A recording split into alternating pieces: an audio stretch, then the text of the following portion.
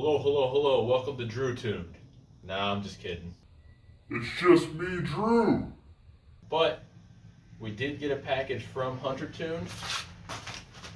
So in this video, we're going to go over what we got in our package.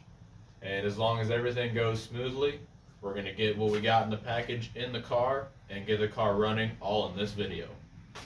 So let me bring you guys in closer so we can go over what we got in the package together. Alright, so if you guys aren't familiar with Hunter Tuned, he is a fellow YouTuber and he does race car things.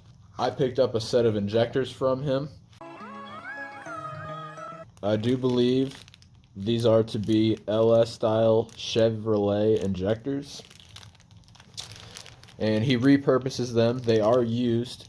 He decaps them and allows them to flow more fuel for forced induction applications. I believe these are top hats that will convert this style of injector to be used on certain Honda applications. These clips, they should plug into these injectors just like they would a normal Chevrolet engine harness, and they adapt them to an OBD2 Honda plug, so your factory harness will work. So this is exactly what I needed, and this should make the installation a breeze.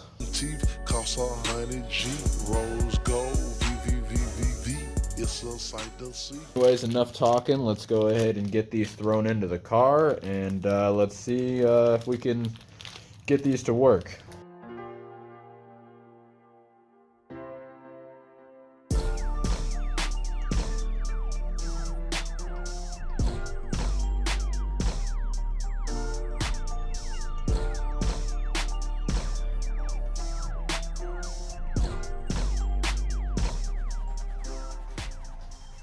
One of our injectors did stay in there, but we got the rail off. This was that Roscoe Racing adapter that allows you to use the AEM rail on a Eurowire intake manifold. So my hands are a little covered in gasoline, but I'm going to get this over on the bench, and then we'll see if we can't get these injectors to fit. These are factory Euro-R injectors, 310cc injector. And they worked absolutely perfect for me, so maybe we can keep those around for a future build. A little bit of lubrication will go a long way with this. So it looks like they just get capped on like that.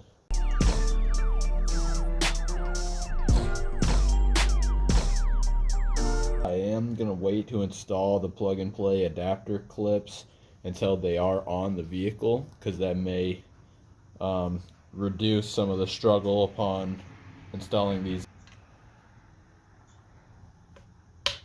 Do fit pretty snug. Maybe a little lubrication will help out, but as long as you just work with them, you will get them in there with no problem. I'm gonna go ahead and throw these O-rings, or I'm sorry, these grommets back in, and then we can go ahead and get the fuel rail and reinstall into the vehicle. Alright, we're gonna go ahead and get our fuel rail back in here. Just as I suspected, I am running into a slight issue here.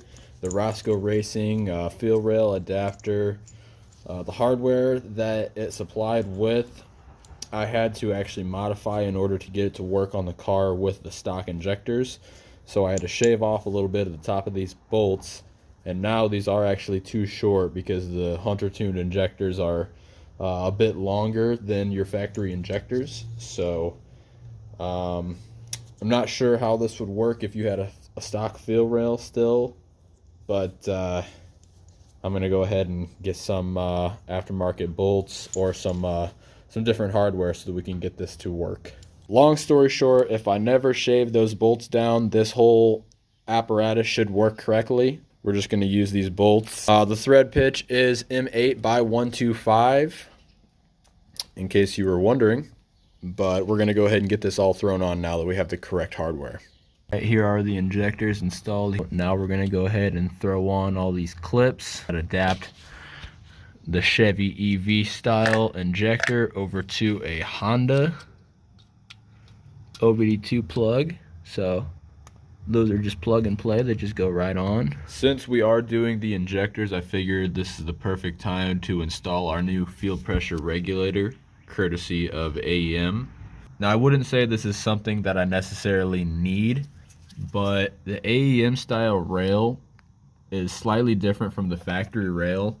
And on the factory regulator, I had to modify in order to make it work, and that involved notching out those two spots there for the bolts to slide up, because the hole for it is slightly off-centered, rather than the AEM style is just in line with the two bolts. All right, we did get the injectors in and we checked for leaks. We're good on leaks.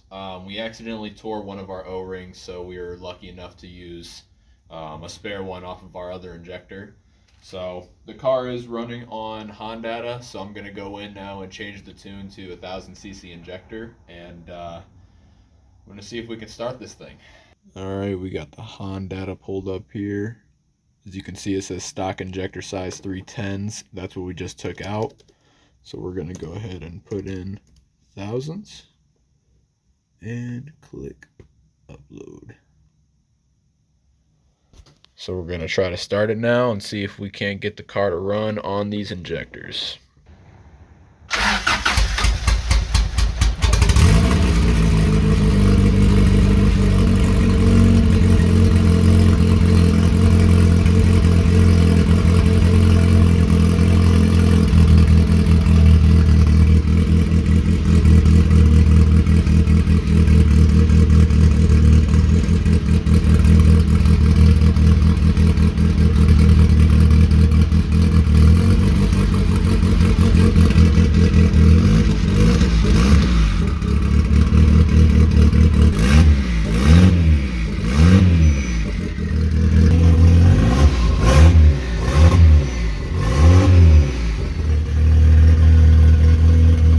Didn't really get a chance to make a proper outro for this video, but we are back home now. The injectors turned out to work just fine for me. I guess we won't really know until we try to get the thing tuned, but that being said, the next step with the Accord is to actually get a tune on it, and we can see how much power we're going to make. I'm not expecting huge numbers just because it is a stock engine, so we're going to have it turned way down for right now, but I plan on building a block on the side while we have it running for the season.